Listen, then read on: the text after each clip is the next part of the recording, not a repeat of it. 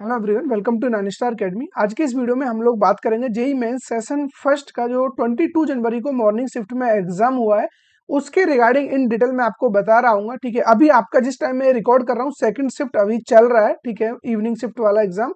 लेकिन हम बात करेंगे मॉर्निंग शिफ्ट में क्या डिफिकल्टी लेवल रहा है, कौन कौन से टॉपिक से क्वेश्चन पूछे गए हैं और इसके अलावा और क्या क्या चीजें हैं जिनके रिगार्डिंग आपको पता होना चाहिए। ठीक है, जस्ट 4 से 5 मिनट में सारी चीजें आपकी यहाँ पर क्लियर होने वाली हैं। तो सबसे पहले हम बात कर लेते हैं कौन कौन से क्वेश्चन यहाँ पर पूछे गए हैं और किस क्वेश्चन का वेटेज यहाँ पर ज्यादा रहा है। ठीक है, तो सबसे पहले आप लोग यहाँ पर देख रहे होंगे, अगर मैं बात करूँ यहाँ पर फिजिक्स की। ठीक है, फिजिक्स का जो लेवल है आपको एकदम इजी लेवल का देखने को मिलेगा, इतना ज्यादा हार्ड क्वेश्चन नहीं पूछे गए थे। ठीक है, काफी क्वेश्चन एनसीईआरटी से डायरेक्ट पूछ लिए थे और काफी क्वेश्चन थोड़े से मतलब कॉन्सेप्चुअल थे। तो ओवरऑल ये कि इजी लेवल का ही पेपर था और उतना ज्यादा कठिन यहाँ पर नहीं था। ठीक है, लगभग आपका 55% वेटेज था किसका, 12th क्लास का। और 11th क्लास से आपका लगभग यहाँ पर 45% वेटेज देखने को मिला था, जो कि हर बार सिमिलर रहता है लगभग। ठीक है, बात करें टॉपिक्स की कौन कौन से क्वेश्चन पूछे गए हैं, तो काइनेमेटिक्स से एक क्वेश्चन पूछा हुआ है, मॉडर्न फिजिक्स से डी ब्रोगली से 2 क्वेश्चन पूछे गए हैं।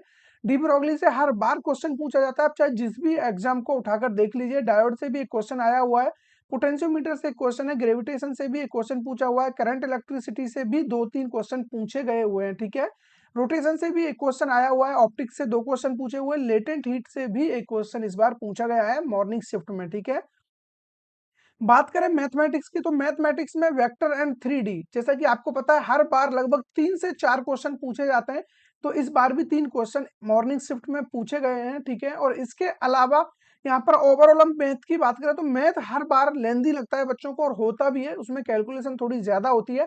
तो उस वजह से अगर जो आप देखोगे तो लगभग 8 से 10 क्वेश्चन ही ऐसे मिलेंगे जिनको आप हाँ ठीक ठाक तरीके से कर सकते हो।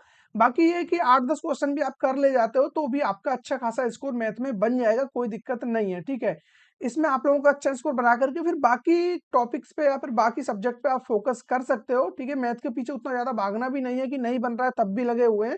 तो वो चीज थोड़ा समझ लेना, बाकी थोड़ा लेंदी रहता है तो ज्यादा क्वेश्चन यहाँ से नहीं बन पाते हैं। और सिर्फ आपसे ही नहीं, चाहे जो भी बच्चा हो सबका सेम सीन रहता है यहाँ पर। केमिस्ट्री की हम बात करें तो केमिस्ट्री बिल्कुल इजी लेवल का ही था, easy to moderate. Inorganic chemistry आपकी डायरेक्ट यहाँ पर एनसीईआरटी बेस्ड थी लगभग। ठीक है, मैक्सिमम क्वेश्चन एनसीईआरटी बेस्ड ही थे इनऑर्गेनिक के। और वेटेज की बात करें तो ऑर्गेनिक केमिस्ट्री से ज्यादा क्वेश्चन पूछे गए हैं और इनऑर्गेनिक से थोड़े कम। ठीक है, बाकी यहाँ पर आप देख सकते हो ऑर्गेनिक का हाई वेटेज मैंने बोल ही दिया है। केमिकल काइनेमेटिक्स से आपके जो भी है केमिकल काइनेटिक्स से क्वेश्चन पूछे गए हैं, 1 से 2 क्वेश्चन। उसके अलावा एटॉमिक स्ट्रक्चर से 2 से 3 क्वेश्चन यहाँ पर देखने को मिले हैं। अमाइन से एक क्वेश्चन है, मोल कॉन्सेप्ट से 2 क्वेश्चन आए, लेकिन क्वेश्चन थोड़ा सा घुमा करके उनमें ऑर्गेनिक केमिस्ट्री भी थोड़ा सा यूज करके तब आपके सामने वो लाकर रखे हुए हैं। स्टीरियो केमिस्ट्री से 2 क्वेश्चन और आइसोमर से भी एक क्वेश्चन पूछा गया है। तो ये वो टॉपिक है जिनमें हर बार हर शिफ्ट में क्वेश्चन पूछे जाते हैं।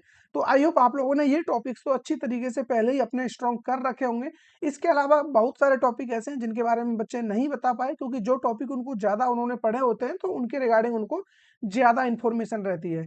ठीक है, इसके अलावा आपको जो अपनी प्रिपरेशन है और जो भी आप लोगों का रिवीजन चल रहा है उसको स्ट्रांग रखना है, बाकी सारी चीजें इजीली हो जाएंगी। ठीक है, क्योंकि अभी जो चीजें मैंने आपको बताई है, ऐसा नहीं है कि एज इट इज यही क्वेश्चन पेपर आपको मिलेगा, आपकी चीजें डिफरेंट होंगी, लेकिन अपने आप को प्रिपेयर करके लेकर जाना। ठीक है, माइंडसेट एकदम क्लियर होना चाहिए, पैनिक बिल्कुल नहीं होना है। बाकी ड्रेस कोड वगैरह एज इट इज सिंपल है, कोई दिक्कत नहीं। जो चीजें रूल्स में लिखी रहती है तो ऐसा नहीं है एज इट इज वो फॉलो करना ही होता है। आप लोग शूज पहनकर जाइए, कोई दिक्कत नहीं है, और जैकेट वगैरह भी पहन रखिए, अलाउड है, कोई आपको नहीं निकाल रहा है। ठीक है, बॉल अपना जो भी एक पेन लेकर जाना है, बॉल पॉइंट वाला जो भी आपका बॉल पेन होता है वो लेकर चले जाना, ट्रांसपेरेंट होना चाहिए। उसके अलावा बोतल वगैरह आप लोग कैरी कर सकते हो, वो भी ट्रांसपेरेंट आपकी होनी चाहिए। ठीक है, इसके अलावा मुझे नहीं लगता कुछ ज्यादा चीजें हैं जिनके बारे में आपको सोचना चाहिए। बाकी अपने साथ में कोई भी अपना फ्रेंड या फैमिली मेंबर कोई भी साथ में लेकर चले जाना, ताकि वो आपके बैग वगैरह सब कुछ वहां पर बाहर होल्ड कर ले। क्योंकि बैग वगैरह रखने के लिए मैं आपसे अगेन बोल रहा हूँ कि प्रॉपर व्यवस्था ऐसी नहीं है कि आपको कोई लॉकर वगैरह असाइन हो। वहां पर जस्ट कोई भी बार शॉप वगैरह होती है तो वहां पर आप दे देते हो, 10-20 रुपए लेकर के वो सबमिट कर लेते हैं। ठीक है, आपको एक टोकन दे देंगे।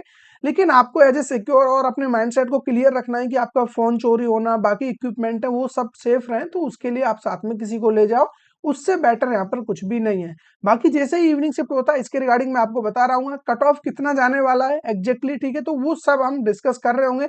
जैसे जैसे शिफ्ट निकलते जाएंगे उसके अकॉर्डिंगली हम सारी चीजों को डिस्कस करेंगे। इस चैनल पर आपको आने वाले समय में पूरा लास्ट एडमिशन तक कंप्लीट इन्फॉर्मेशन मिल रही होगी। पूरी तरीके से हम आपको गाइड करेंगे जब तक एडमिशन नहीं मिल जाता है, लेकिन उसके लिए जरूरी है कि चैनल को सब्सक्राइब कर रखिए, बेल आइकन को प्रेस करके रखिए, ताकि हर एक वीडियोज और जो भी इन्फॉर्मेशन हम आपको देते हैं वो आप तक पहुंचते रहे। ठीक है, तो फिर मिलेंगे ऐसे किसी इंटरेस्टिंग टॉपिक के साथ, तब तक बने रहिए हमारे साथ।